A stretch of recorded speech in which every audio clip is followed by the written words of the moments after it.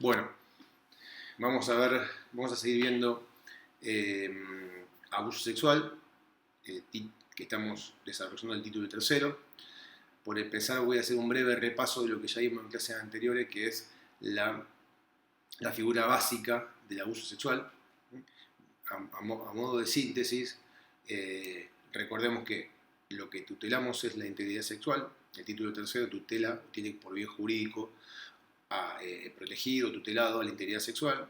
Recuerden que la integridad sexual se entiende como la libertad en materia sexual, es decir, la libertad de decidir cuándo y con quién tener relaciones sexuales. La otra acepción es la integridad sexual entendida como el derecho a un sano desarrollo de la sexualidad. O sea, cuando hablamos del sano desarrollo de la sexualidad, por supuesto estamos hablando de a los menores como objeto de tutela. Y una tercera acepción es como el derecho a no tener que soportar manifestaciones torpes de lo sexual o la tutela del pudor, ¿no? Como una tercera forma de afectación de la integridad sexual. Dentro de estas tres acepciones, cuando hablemos del abuso sexual, de la figura básica, y en las agravantes a lo mejor un poquito se mezclan, pero hablamos de la libertad. Cuando hablamos de abuso sexual, principalmente hablamos de la libertad en materia sexual, ¿no? La libertad de decidir cuándo y con quién tener relaciones sexuales es el bien jurídico tutelado de manera preponderante en esta figura. El 119 entonces decimos que castiga a aquel que abusare sexualmente de una persona de un u otro sexo, bien, cuando se den una serie de circunstancias que el artículo enumera. La vamos a repasar brevemente. Vamos a empezar primero por la figura, por la acción típica. La acción típica es abusar sexualmente. Abusar sexualmente supone un contacto físico, o sea, nunca vamos a hablar de abuso sexual cuando hay un acto, una acción o una conducta que pueda afectar a la sexualidad de la persona, pero que no tiene ningún tipo de contacto físico. Por ejemplo, si alguien va por la calle y le dicen alguna barbaridad o le hacen alguna mención de algún tipo que tenga connotación sexual o que tenga un significado sexual y eso lo afecta a la persona, ¿bien? Podríamos ver que puede entrar en otra figura, pero no va a ser abuso sexual, porque el abuso sexual siempre exige el contacto físico. ¿Y qué tipo de contacto físico va a ser considerado abuso sexual? Tenemos que hacer un doble juego objetivo y subjetivo. ¿Por qué? Porque objetivamente tiene que recaer ese contacto físico sobre partes del cuerpo que tengan significancia sexual. Por ejemplo, las zonas genitales del cuerpo humano, tanto del hombre como de la mujer. Pero también puede ser en partes del cuerpo que no sean genitales, pero que tengan significancia sexual, que tengan connotación sexual, que el ser humano lo vincula con lo sexual y por ende puede afectar la integridad sexual de la persona. Puede ser los glúteos, puede ser los pechos, por ejemplo. Podríamos hablar de la boca también, por poner ejemplo. Pero eso objetivamente no, vamos a decir que no habría abuso sexual si el contacto físico recae sobre partes del cuerpo que no sean partes que tengan connotación o significancia sexual. Ahora bien, subjetivamente, ese tipo de contacto tiene que ser realizado con el fin de satisfacer un apetito sexual, un deseo sexual, un impulso sexual del sujeto activo. ¿Bien? Esto la doctrina tradicional, la más vieja, siempre hablaba de que se tratan de tocamientos inverecundos, o sea, siempre hablaba de un contacto libidinoso. Está claro que lo normal sería que el sujeto activo realice ese contacto físico para satisfacer de algún modo su líbido o para satisfacer un deseo sexual. Pero puede que no lo tenga, que no se lo genere o que no lo haga con esa finalidad. Puede ser que realice ese contacto físico con el solo fin de afectar la integridad sexual de la víctima. Yo creo que esa otra posibilidad no se puede descartar, como aquel que, no sé, le toca la cola a una persona con el fin simplemente de humillarla, aunque no de humillarla o de afectar su integridad sexual, aunque no le genere una satisfacción en particular. Entonces, objetivamente, sobre partes del cuerpo que tengan significancia o connotación sexual, y subjetivamente para satisfacer un apetito, un deseo sexual del sujeto activo, o bien, cuanto menos, para afectar la integridad sexual de la víctima. Ahora bien, no nos podemos quedar con que se agota la figura en la existencia de un contacto físico de contenido sexual, porque está claro, y es más que claro, que el contacto físico no es un delito para la Argentina, ni en ninguna parte del mundo. Se supone que es un contacto físico realizado sin el consentimiento de la víctima. ¿Bien? Y ahí el legislador no usa esa fórmula, no dice sin el consentimiento de la víctima, sino que lo que, adelantándose a una serie de problemas que pueden llegar a plantearse, de situaciones especiales que pueden llegar a plantearse, hace una disquisición, por un lado, con respecto a la edad de la víctima, y por otro lado, lo que hace, enumera medios comisivos, es decir, formas de cometer el delito, que son propias de un contacto físico sin consentimiento. Vamos por parte. Abuso sexual, contacto físico de contenido sexual, realizado sobre la persona de uno u otro sexo, cuando la víctima fuera menor de 13 años, dice el 119 primer párrafo. Cuando la víctima tiene menos de 13 años, siempre hay abuso sexual. Cuando hay un contacto físico de contenido sexual y la víctima, el sujeto pasivo, tiene menos de 13 años, en todos los casos hay abuso sexual. No nos interesa, en este caso, no nos interesa el consentimiento de la víctima. ¿Bien? Si decimos que el abuso sexual es un contacto físico no consentido, en este caso no nos interesa el consentimiento, porque se supone que un menor de 13 años no tiene consentimiento, no tiene discernimiento, no tiene madurez suficiente para comprender el carácter sexual de los actos que realiza, y siendo así, no nos, digamos, está viciado en todo caso su consentimiento.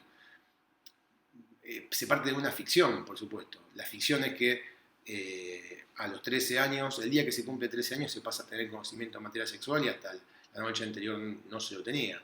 Bueno, es lógico que esto sí sea. En muchos casos habrá niños que adquieren un conocimiento de lo sexual antes de los 13, en otro caso después de los 13, no importa, se fija ese criterio como para fijar una base y evitar tener que, en cada caso de abuso sexual que se investigue, tener que pasar a precisar si la víctima tenía o no tenía conocimientos o estaba en condiciones psíquicas de comprender el carácter sexual de sus actos. Entonces se fija un criterio rígido y una presunción de que hasta los 13 años no se tiene ninguna posibilidad de consentir libremente. Pero esta vale la aclaración, es una presunción iure de iure, quiere decir no admite prueba en contrario, porque si no, cada vez que pasaría un contacto físico de contenido sexual con un menor de 13 años, el sujeto activo, o sea, la persona que lleva a juicio, querría salir a probar que la víctima tenía conocimiento o experiencia en la sexualidad, y pasaría a ser un juicio a la víctima más que un juicio al acusado. Entonces la presunción es iure de iure. Ahora bien, no se agota ahí. Cuando esta es una posibilidad, si la víctima tiene menos de 13 años, ¿bien? Y luego el artículo 119 dice, ¿bien? O sea que cuando la víctima ya tiene más de 13 años, desde el día que cumplió 13 años, los medios comisivos son los siguientes. Cuando mediare violencia o amenazas, ¿bien? Violencia, el despliegue de una energía física sobre el cuerpo de la víctima, amenazas, se equipara a la violencia física el uso de narcóticos o medios hipnóticos, ¿bien? Y las amenazas, ¿no? Que es el anuncio de un mal futuro grave que puede ocurrirle a la víctima o a una persona cercana a la víctima o a un tercero en general, si la víctima no cede en su resistencia. Y acá entra un concepto importante, porque todo abuso sexual, para ser abuso sexual, tiene que ser hecho sin consentimiento. Pero más allá de la falta de consentimiento, nuestra ley exige algún tipo de resistencia por parte de la víctima. ¿Qué entendemos por resistencia? No es la resistencia heroica, resistir hasta la muerte, agarrarse físicamente, combatir para repeler el abuso. Basta con que sea una negativa exteriorizada y clara respecto de la falta de consentimiento. No se puede achacarle a una persona haber realizado un contacto físico sin consentimiento si la víctima internamente no lo consentía, pero de ningún modo lo exteriorizó. La exteriorización puede ser expresa o puede ser tácita. En una clara negativa, de decir no hace falta que se agarre de los pelos, ni que forceje, ni se tire en el piso. Basta con que le diga que no, ya es la falta de consentimiento, ya está dada. O la resistencia ya está dada. Pero también puede ser que sea tácita, que no sea con palabras, que sea con hechos, ¿no?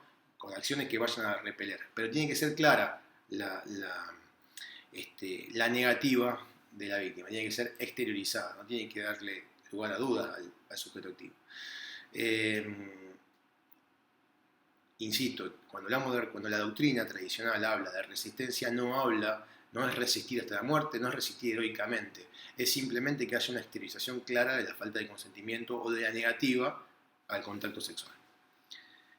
Por eso es que si se recurre a la violencia o se recurre a las amenazas, está claro que es para vencer la resistencia de la víctima.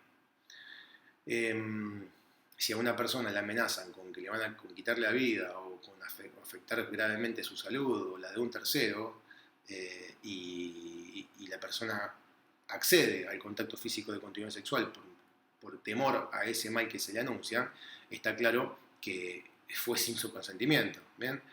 Está claro que fue una manera de vencer la resistencia de la víctima. En el resto de los casos, cuando no hay violencia ni amenaza, el consentimiento en un momento determinado, si en un momento determinado la víctima, el sujeto pasivo, comienza a consentir, deja de resistir para pasar a consentir el acto, borra la tipicidad. Bien, lo que comenzó siendo un no, si luego se transforma en un sí, salvo que ese sí sea por violencia, o sea, arrancado por violencia o por amenazas, si el sí es espontáneo y es verdadero, borra la tipicidad. No hay un abuso que comienza siendo abuso y ya se tipificó y luego se convirtió en un contacto físico consentido, pero sin embargo la primera parte del acto ya había sido delictiva. No, el posterior consentimiento borra toda tipicidad. Después el legislador abarca otros medios comisivos que se supone que necesita ser exhaustivo porque se pueden dar situaciones que no estaban contempladas simplemente con la violencia y la amenaza. Uno es lo que comúnmente conocemos como el acoso sexual. El acoso sexual, el artículo 119 dice, cuando mediare abuso coactivo o intimidatorio una relación de dependencia, autoridad o de poder. Abuso coactivo o intimidatorio, ¿bien? De una relación de dependencia, autoridad o poder. Dependencia es la forma más común que conocemos de acoso, ¿no? El jefe que a su empleado o empleada le hace saber que si no accede a tener relaciones sexuales o un trato sexual, puede perder el trabajo. ¿Bien? Pero también puede ser de autoridad, cuando una persona que ejerce una determinada autoridad, ¿bien? Por ejemplo,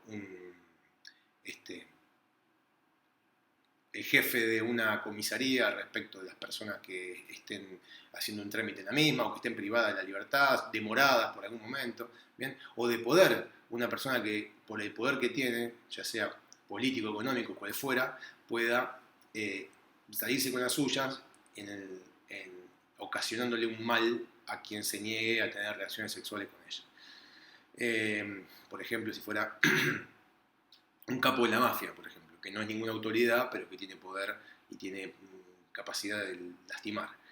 Entonces, lo que hay entre el sujeto activo, que tiene esa relación de autoridad, de dependencia o de poder, es una supremacía respecto a la víctima, ¿no? Hay una disparidad muy grande en la situación de una y otra persona, entre uno, jefe, autoridad o persona poderosa, y el otro que puede perder su trabajo, que puede tener temor a perder algún bien valioso para su vida. Eso es el acoso sexual que